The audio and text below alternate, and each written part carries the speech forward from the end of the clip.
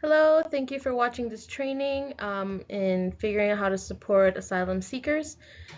We want to give introductions. My name is Evelyn Venegas. I am the Family Support Network Coordinator for the Illinois Coalition for Immigrant and Refugee Rights. Hi everyone, my name is Sandy Soto. I'm a co-organizer for CITA and been working with each of the organizations on getting this effort moving. Hi,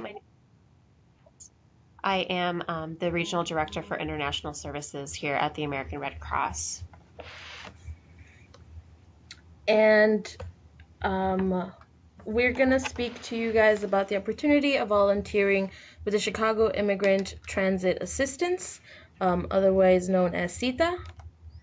To begin with, we will be talking about who is being released from ICE, and really who are the folks that you might encounter in the at the Greyhound station. Majority of the folks that you will see that are coming from the border will be asylum seekers. Many detained families and individuals coming from Central America who have sought asylum here in the United States were initially detained, and once claiming asylum have been released to await their asylum application outside of detention. The release happens shortly after a family member can post bond and provide proof of travel to a final destination that oftentimes is to a family member or close relatives. They are also given a court date to appear to the local ICE office, so majority of them will have a paper that gives them a date and time of their court appearance. Also, you might encounter undocumented immigrants who have been caught in a raid or arrested in minor violations like traffic stops. Sometimes they are released under the same process as asylum seekers and might also end up at the Greyhound station. Now, the way that CITA, as well as the support, where the support is coming from for these folks, is that when they are released, DHS, U.S. Department of Homeland Security, does not provide folks with winter clothes, does not provide them with any idea or orientation of how to navigate the transportation system. And as you may know, the border towns are considerably very different than the north states, which right now are in a winter, and a very harsh winter, if we might add. And so that is where you folks come in, as well as just basically CITA itself, trying to help and support those folks with providing winter clothes, food, and information and translation support as well. To begin with, we want to introduce how CITA began, and to do that, we have Cindy. Hi everyone. I'm going to just give a background, got started, and also introduce you to some other efforts happening across the country. A few months ago, we were asked by some volunteers in Memphis to visit the Greyhound station because there were families that were leaving detention centers that didn't have any food, winter clothes, or any other kind of healthcare needs that needed to be addressed, and were traveling without any assistance. And so a few volunteers here in Chicago went to the Greyhound station and learned that there were a large number of people coming through Greyhound without any kinds of goods and having their health care addressed. What happened in Memphis ended up actually turning into an organization that they now call themselves as Migration is Beautiful, which is a group of volunteers that gather together at the Greyhound station, provide meals for the families and coats, and give them instructions of how they can navigate the Greyhound station as they continue their trip across the country. By the time that they get to us, if they visited Memphis, they probably have had assistance, but this isn't the case for everybody that leaves the detention centers. There are families coming from other parts of the country that do end up in Chicago, but most of them have been going through Memphis. That seems to be kind of the center place of where people end up if they're moving to different parts of the country. The Memphis group has served over 800, 900 families, I believe, somewhere around that range, and they continue to do that work to this day. They've been featured in USA Today and also featured in other articles for the work that they've been doing. So that's how we were informed of the group, and that's the group that's existing still in Memphis. After giving that quick background of how CITA came about, at the beginning we did want to find out what other resources were already out there, and how to best support these families. While doing that research, we found of Travelers Aid Chicago, which is managed by Heartland Alliance and is focused in the O'Hare Airport. They assist with providing resources, crisis intervention, and protective travel services. Um, we also found out that back in the 90s, Travelers Aid also included bus transportation, which was part of the Greyhound. Unfortunately, that is no longer a service being provided at these bus stations, with currently now only Travelers Aid exists in O'Hare.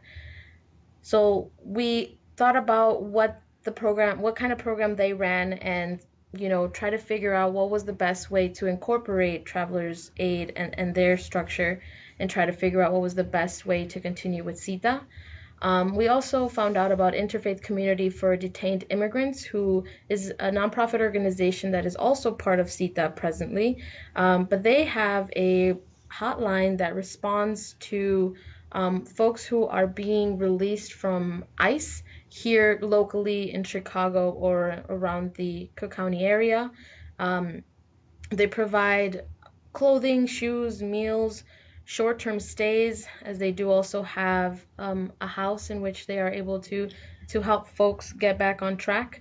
So they targeted a specific population, and oftentimes did also respond to Greyhound calls when, let's say, 101 West Congress knew someone was being released. They would let them know, hey, they need support, and so ICDI was able to help through their hotline. After finding both of these programs out and kind of figuring out their infrastructures, CITA is also, cognizant of both these programs, and also trying to figure out how CITA fits into these programs, and we modeled both. We modeled CITA after both of these programs, just focusing on supporting folks who are being released from the border specifically. So given that history, we are coming back around to CITA, which is the Chicago Immigrant Transit Assistance. Our mission, you could say, is a collective organizations and advocates formed CITA. CITA is aimed to support asylum seekers leaving detention centers with ground transportation needs. The high rate of people in detention and being released has increased, and is need for assistance. Organizations currently are the American Red Cross, Interfaith Community for Detained Immigrants, and the Illinois Coalition for Immigrant and Refugee Rights, as well as other individual organizers. Now we're going to speak a little bit more about the process of the actual Greyhound support system. So in the last couple months, the people that we've been serving at Greyhound has actually been more than 70 by now, but they've been families, usually a parent and a child or multiple children. There have been some single people traveling, and they usually come from detention centers in Chicago or other parts of the country, not necessarily from the border. So those have been kind of some of the folks that we've been seeing, really all ages, from babies to the senior citizens. It hasn't really left anyone behind. Those that have been detained and are pursuing or are traveling to their final destination. The buses that we've been tracking through Greyhound are usually buses that are leaving St. Louis or Memphis. Likely those would have families that had to transfer from border towns or detention centers. And the people that are being released, as I mentioned, come from different parts of the country, primarily from the border towns, but we are seeing people that are leaving detention centers here in Chicago and other parts of the state. And the locations in which people are going to is not necessarily the city of Chicago, but the suburbs. The primary reason being, well, one, their families over there, but also because of affordability and jobs. So they go to reunite with their families, and their families are usually in places where the housing is at a cheaper cost and there are jobs available. Some people do arrive with ankle monitors. We haven't really quite figured out how ICE distributes those and who receives them and who doesn't. From what people have said, usually if they pay some sort of fine to exit and it's a very minimal or nominal fee, then they might get an ankle monitor, but that doesn't necessarily mean that it's a fact. They also usually have a court date. If they were detained and were released from detention, they would have a court date of when they need to appear at their final destination, the city of their final destination, to continue their asylum application process. Not a lot of them come with identification. Some of them do get their passport or other IDs returned. Some don't get it returned at all. Some of the IDs are given in the form of a bracelet with a barcode. So that makes it a difficult thing to have or to have to deal with, because they do need an ID in order to get their tickets from Greyhound. And so if they don't have some form of identification, they aren't able to receive a ticket from Greyhound. And some people do travel with money. Not a lot of them do, but if they do travel with money, sometimes it gets returned to them in cash. Sometimes they get a check, which if they have no ID or they don't know how to cash the check, having a check doesn't necessarily help. Or sometimes it gets returned by a Visa card, or it doesn't get returned at all. The station that we've been monitoring the most has been the main stop on Harrison Street, 630 West Harrison. It's between Jefferson and Des Plaines, but there is a Greyhound stop at Union Station and also on 95th. We haven't quite been able to triage those stations, but we're hoping to be able to build that out in the next couple months. The people that we've been serving primarily speak Spanish, so we do recommend that if you do go to Greyhound, that if you don't speak Spanish, that you are with somebody that can speak Spanish. There have been people that have come from different parts of the world. We've seen Chinese asylum seekers crossing through the country on Greyhound. There's been some people from Burma and other parts of the world that have also sought some sort of asylum support from immigration. The way that we track buses at the Greyhound station is that we look at the screens, and when you enter the Greyhound station, you'll see that there's some monitors on the wall. Sometimes the monitor will have arrivals, sometimes departures, but we try to track the ones for arrivals initially, and then we track the buses for departure when we are meeting with the families and making sure that they understand what time their buses leave. The monitor for departure, those that are continuing their trip, would have the door number that they need to line up against, and it's usually 30 minutes before departure time. They don't really want people to line up any earlier. Likely they will be told to sit down if they try. So if we can, when we arrive, make sure that we can help the family identify which door, let them know that once it's 30 minutes before departure, they should start looking for people lining up, and that's when they should be lining up. If they need to get a ticket reissued, it will cost them $20, and they only accept cash for that. If the ticket needs to be rescheduled, it's the same. They have to pay in cash, and it's $20. Now, CITA is trying to have some form of petty cash, so if you do have to, if the person needs a ticket reissued, doesn't have the money, you could provide that for them, and we can reimburse you. I would say that if you need assistance in this area, reach out to some of the organizers to make sure that we can reimburse you, that there's enough money in the petty cash area, and that you can get your money back in a timely manner. We are trying to stock the storage unit with as much dry food as we can, so you don't have to purchase food for the family at the station because it's very expensive. But if you do, we can also reimburse you. Just make sure to save your receipts. If you do buy anything from the cafeteria, feel free to use the tables that they have there. If you don't buy any food, likely they wouldn't want you to sit at the cafeteria, but you can certainly try to do that if you want to make sure that the family can eat peacefully. I don't recommend, or we don't recommend using the vending machines. I mean, it's kind of known that they don't really work anywhere, but particularly at Greyhound, they don't really work. So it's probably not going to be good. But if, you know, they do have some vending machines that can give you like a charger for a phone if you want to buy that, or some other things. So use your discretion, but I'd highly recommend not to use the vending machines. And also just be mindful that the location of Greyhound is situated close to Tent City, that's over by Roosevelt and other kind of homeless communities in that area. And so you might be seeing a bit more homeless people during the day or at night, and it's because it's a warming center for some of them.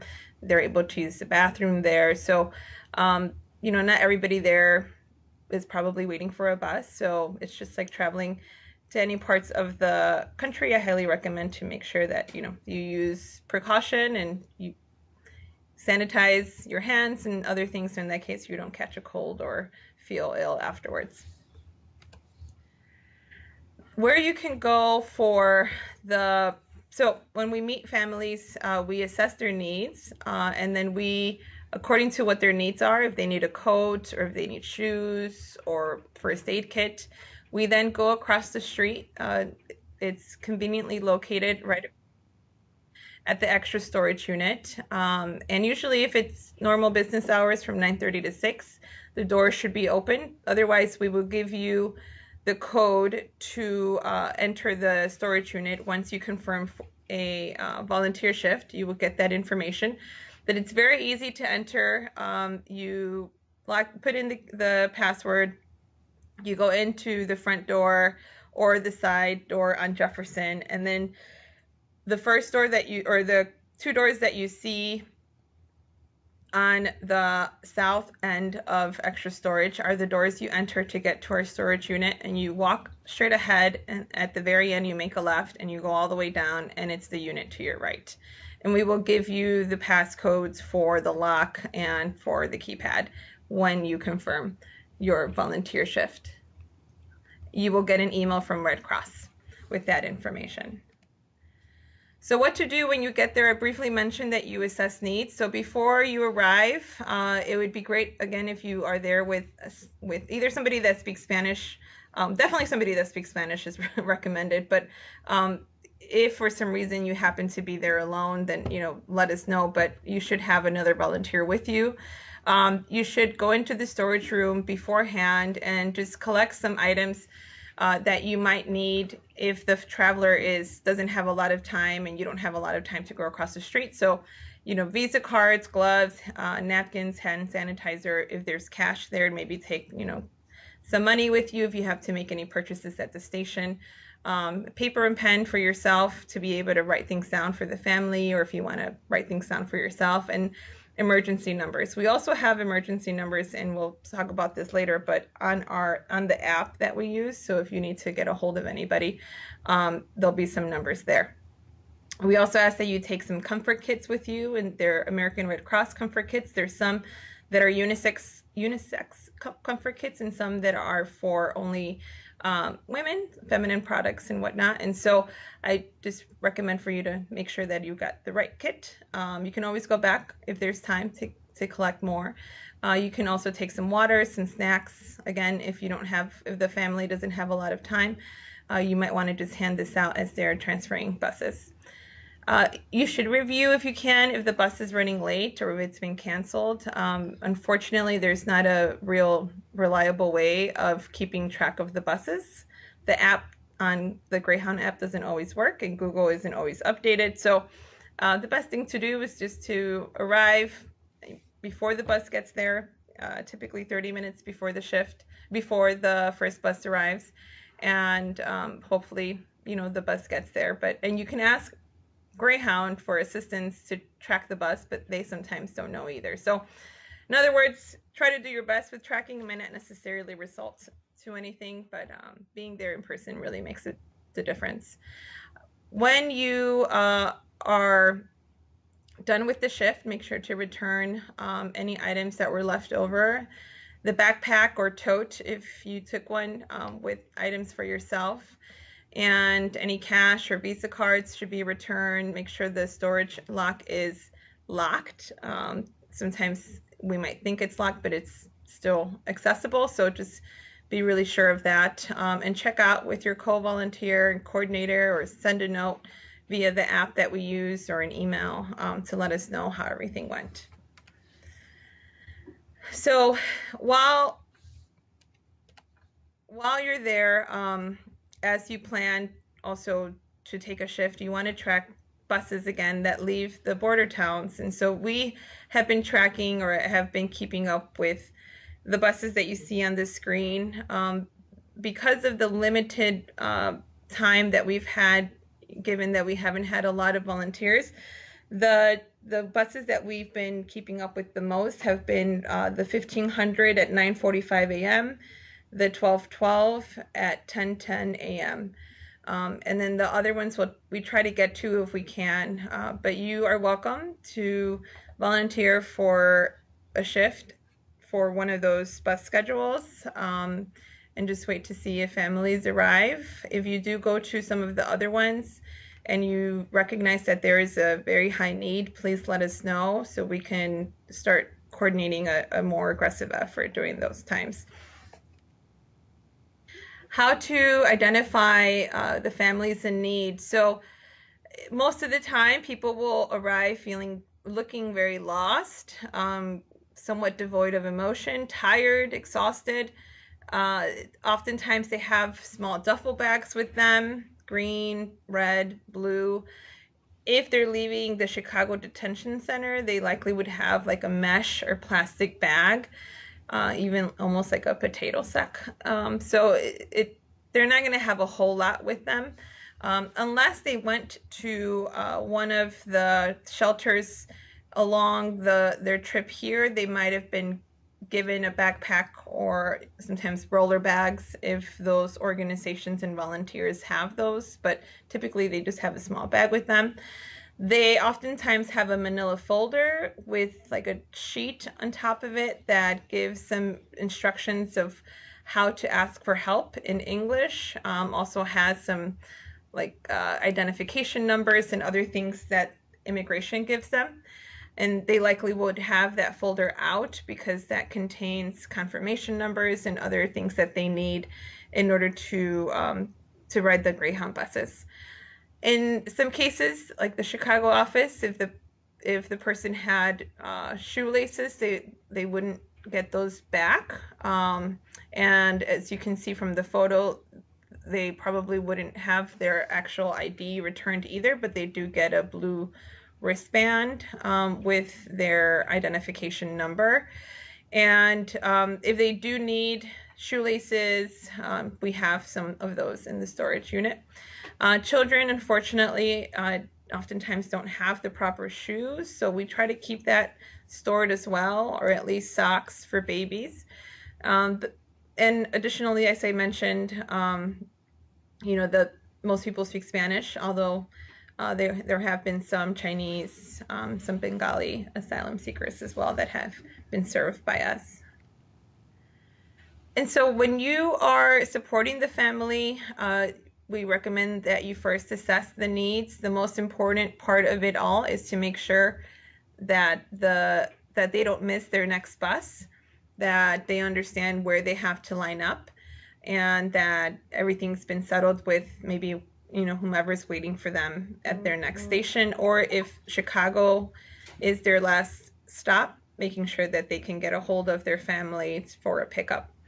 We also assess whether they are hungry, they need food, whether they need to, are thirsty, or are feeling, like they just are exhausted, I think. So you should check that as well if they're feeling ill. Do they need to call a loved one, as I said, to coordinate a pickup or drop off, however way. If they're traveling a long distance, assess whether they understand where their next stop is, and how many rest stops they're going to have in between. Check again to see, if there's any needs for coats or clothes, and write that down on a piece of paper. That's why it's good to take a notepad and a pen with you, so you can write down what they're going to need. Sometimes they need chargers for their phone, which we also try to carry some of those in the storage unit.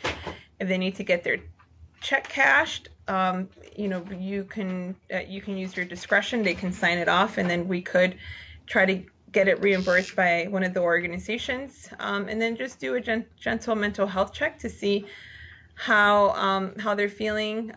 Do this for yourself as well. And so if there's time and you recognize that they need these additional items like charger, shoelace, coats, then that's when one of the volunteers or you should run across the street or walk across the street if there's time and gather those items and then return back with what you've gathered for them. Now, I would highly recommend that you carefully walk them through how to navigate Greyhound. Although it's not a very big station, it can be very confusing. So just, point to them what door they need to line up, who maybe they need to look out for. Or you can even let the staff at Greyhound know if you can't be with the family until they leave, that family doesn't speak English and might need just some reassurance once the bus is there that they have to get on the bus. Distribute the snacks and water. Consider, maybe taking something like tea or something else with you if you wanted to do that. Be cognizant that some people might have some dietary needs. So if you do give, like a ramen noodle soup of chicken, make sure that they are not vegetarian. You can provide first aid assistance. There's some first aid kits in the storage unit. You can also provide the handouts if they're staying in Illinois. ICER has a Know Your Rights card. You can also identify organizations in their final destination, if it's not Illinois, that can assist them with immigration, legal assistance, and health care. So that you can write it down for them, or you can hand out those Know Your Right cards that ICER has, and they are found in the storage unit. And as Cindy briefly mentioned, the Family Support Hotline is a hotline that is statewide, and it's focused on helping immigrants in different levels, from beginning to deporting. We also support folks who are witnessing ICE activity or know of someone who has been detained by ICE. We try to provide support to the family, and that looks like helping them find where the loved one is being detained, helping them connect with legal low-cost resources, and also helping the family look for social services or social benefits. We do ask that if you guys do know of folks that are staying here in Illinois, that the Know Your Rights card also has this phone number here on the screen, and they can call. The hotline is staffed in English, Spanish, Polish, Arabic, and Korean, so it's very immigrant friendly with any language. So folks who want to be connected with lawyers, social services, or just community support overall can definitely receive it through the hotline. Another thing that is possible is if folks are going to Wisconsin or Indiana or Michigan, they can also call the hotline if they want to be connected with our sister coalitions or any other type of immigrant support in those states. While the Family Support Hotline is focused here in Illinois, the network is focused in Illinois, and the hotline does offer support in other states in terms of connecting with other types of nonprofit organizations or just community and immigrant-based organizations. So now we're going to be talking about becoming a Red Cross volunteer. So the way that we've decided to kind of organize our volunteer management system is using an existing system that we have at the Red Cross. So in order to be a CITA volunteer, you are going to have to sign up to be a Red Cross volunteer first. So the first bullet point shows you to go to redcross.org/volunteer. On there, you will see a application that you can begin. I will say that once you do that, you will get an email that will prompt you to kind of open up a larger application, and you'll have to go through that. There is also a background check, so if you don't get to background check, that means that you haven't completed your application. If you are somebody who does not have a social security number for a background check, all you have to do is push ones across and you should be good to go. When you are finished with that application, you can send an email to chicagois@redcross.org to let us know that you are a CITA volunteer and that you've kind of gone through our system, and we will work our hardest to get you expedited through the application process. Once your application is approved, you will be able to sign up for shifts. Your Red Cross point of contacts are myself. My email is listed here, or Jamina Shakani, and she is our program manager for international services. So just a little bit about the Red Cross. We have 7 fundamental principles, which are kind of shown here on this screen. This is something that we find that we are founded on and that we work towards every day. This is, since we are a humanitarian organization, one of the important aspects of our work is our neutrality and impartiality, just to be able to get into communities that could be conflict zones, and this is here or anywhere around the world since we are a global organization. Some more information about the Red Cross. I mentioned again the fundamental principles, neutrality and impartiality being the top parts of that.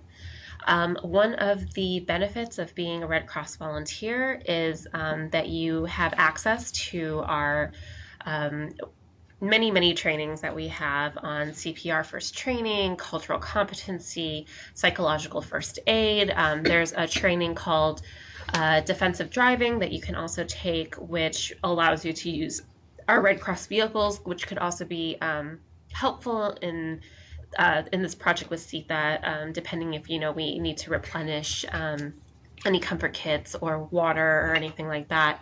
The cars would be really great in those in those instances. And so please stay in touch with us. We also have what we call disaster mental health volunteers, which are mental health professionals that are volunteers that you can reach out to if if some of the things that you're seeing at the Greyhound are starting to kind of get to you, or we might proactively reach out to you as well, just to kind of see how things are going and how you're feeling about it, and if we can have any more support from us. Before we get into the communications, I'm going to show you kind of how what it looks like once you kind of open up your volunteer connection profile, which is your volunteer profile. And so this is kind of what it will look like once you open the portal. This is all web-based. And so when you want to sign up for a shift, what you're going to do is go to My Shift, which is right here on the top. Go down to International Services, Events and Meetings, and click on that. And that will take you to this page right here. So this is a calendar of all of the events happening, and you can see where you have CITA. And so when they're blue like this, these are free shifts that you can sign up for. You can sign up for whichever ones you'd like. You can see there are names here also of other people who have signed up for shifts. We would like to have at least 2 people per shift. You might end up going by yourself, but we're trying to have a 2-person integrity, and we're having space up to 4. So if you do want to sign up for a shift, all you have to do is click like this, and it will turn green. So now you can see that my name is, and this is now the shift that I have signed up for. And if I wanted to, if I couldn't go to that shift anymore or anything, it is also as simple as just clicking it again, and it will remove me from that list. Once you click which shift you want to go to, and you can also fill this out as many as you'd like. You can do as many or as little. What we're hoping to do is having at least 2 shifts per month, just to make sure that we are getting our shifts. We'll also receive an email that looks like this. that will show you, that will say that you're confirmed for registration, and then on the bottom it will have the information on as to the storage unit, the combination for that, and anything else that you might need. Going back here, if you go back to the top, I did mention all of those extra courses that you can take. The way that works is through a separate portal that we also have, that you would have access to, called the Exchange. So once you're here on the Exchange, what you'll do is go to training and then go to Edge. Edge is our training platform that we have. So once you click on that, I will be clicking on employee access, but as volunteers, you will click volunteer access to Edge. And then once you open that, it will take you to this page right here. And so here, if you wanted to have an assigned course, it will be here, or you can browse for training. So if you were to go to browse for trainings, wait for the computer to go, you can see a list of all of the trainings that we have. Some of these are just an online class that is already pre-recorded. Some of them you can do at your own time. Some of them are instructor-led, either here in person or they're instructor-led at a certain time that you can do online. And then here in the subjects, you have a bunch of different subjects here. If you go to PHSS, this is kind of where you have like integrity coaching. Let's see, what else do we have? You go to disaster cycle services. You have here on sheltering systems, food safety.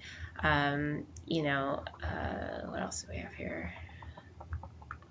Bloodborne pathogens. So there's, and then this is the defensive driving course that I was telling you about. This is an online course. So there is all kinds of courses that you can take. You'll also be receiving weekly emails from the International Services Department, which will often highlight some work that we've seen at CITA at the Greyhound, but also talks about our other international programs that we have here at the Red Cross. And then we will go back to communication.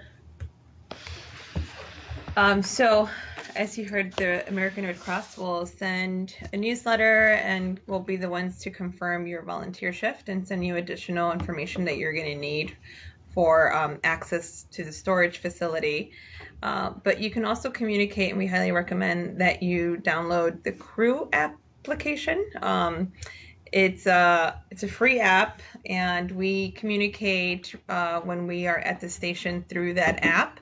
So if you're volunteering with two people, you can use that app to communicate with one another. It also allows the organizers and everybody else that uses the app to see when people are at the Greyhound without having to check in.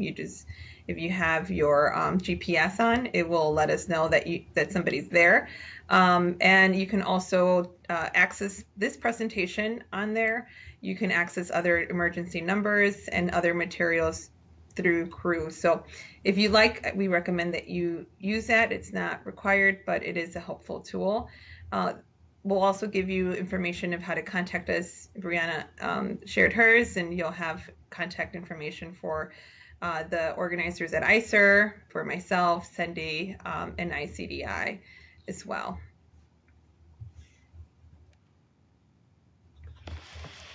So thank you again for volunteering with this effort. This work would not be possible without all of the dedicated volunteers that we have to work on this.